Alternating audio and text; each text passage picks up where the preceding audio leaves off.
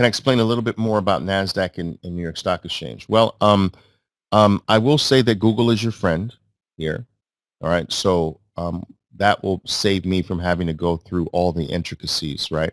But New York Stock Exchange stocks are basically traded by a specialist. There is a human individual that basically has an advantage over everyone else because it runs the book, which means that it's almost like it can see all the orders placed in the trade ahead of time, right?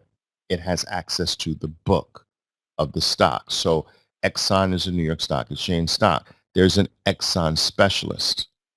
And that specialist's job is to help to maintain an orderly market. So you'll have stocks will tend to be a bit more orderly on the New York Stock Exchange, which makes them sometimes a bit more boring.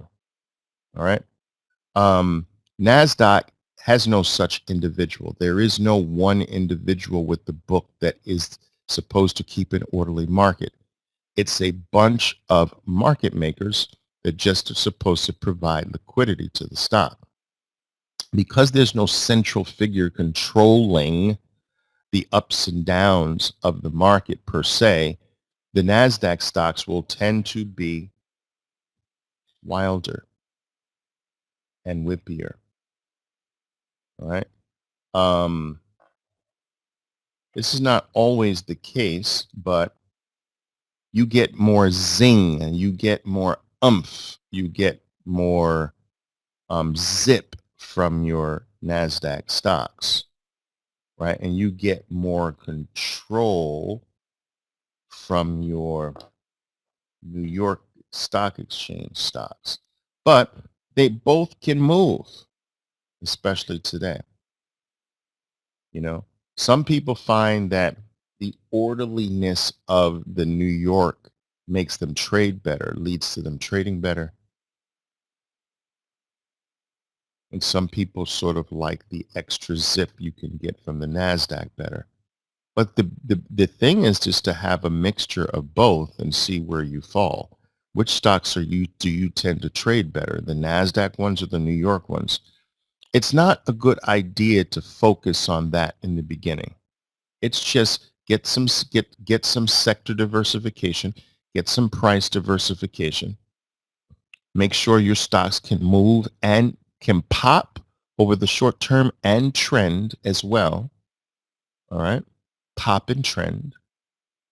And just go from there. And whatever they fall, wherever those fall, New York, NASDAQ, doesn't matter. And then that's something later down the line you can figure out whether or not, you know what, I just like the NASDAQs or I like the New Yorks. That kind of comes later. All right.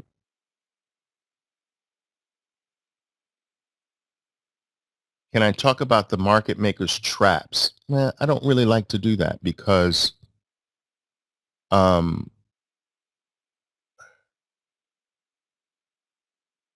it leads too much to thinking that you are not your biggest problem, right? So when you start to think about the tricks that market makers play or whatever, their tricks today are they're not as effective as they used to be, number one, because the market's changed.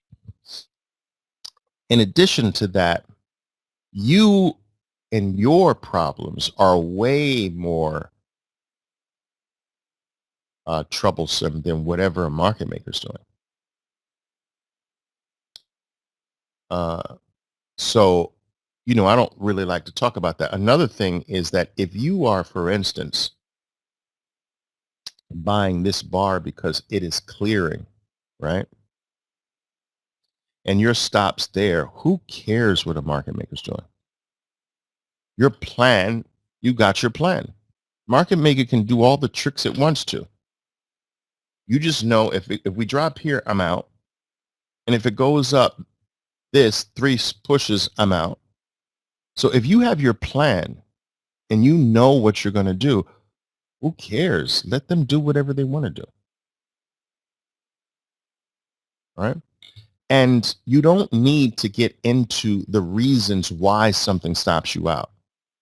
I wonder why I got stopped out. Who cares? You got stopped out. It's not going to change the fact that you should get out. The reason,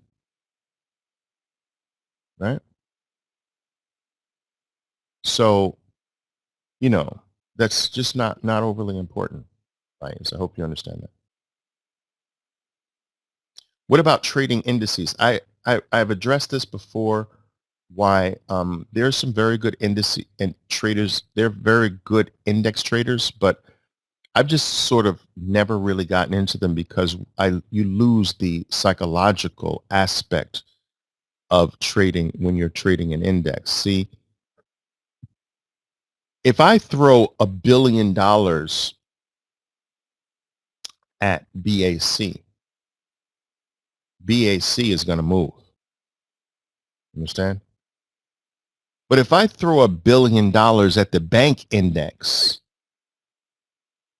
and the bank stocks are declining, but I throw $1 billion into the bank index, that $1 billion will not make the index go up because what influences the index is the stocks that it's made up of. So if all the bank stocks are going down, it doesn't matter how much I buy the bank index with, it's going to go down.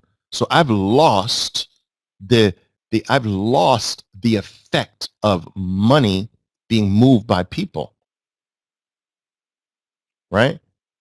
So that's why to me trading indexes doesn't work because my whole method for me is based on finding the elephants. But if an elephant can step in the water and not move the water, I've lost my edge, no? Does that make sense, guys? Because the money is not moving the index. The stocks are moving the index, right?